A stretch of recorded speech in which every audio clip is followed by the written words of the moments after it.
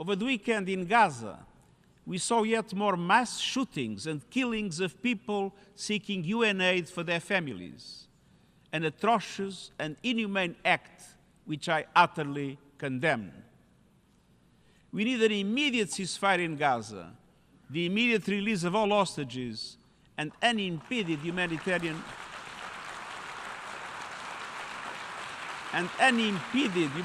access as a first step to achieve the two-state solution.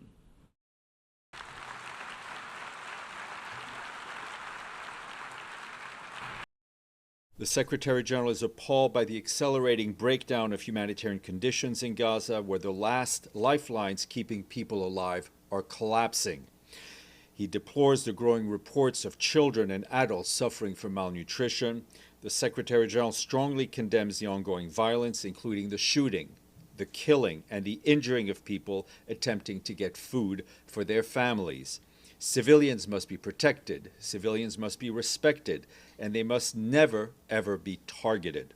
The population in Gaza remains gravely undersupplied with the basic necessities of life. Israel has the obligation to allow and facilitate by all means at its disposal the humanitarian relief provided by the United Nations and other humanitarian organizations. The Secretary-General notes that the intensification of hostilities in recent days comes as the humanitarian system is being impeded, undermined, and endangered. A new evacuation order in parts of Deir al-Balah, homes for tens of thousands, pushes people into more desperate conditions and further displacement, and restricts our ability to deliver life-saving aid.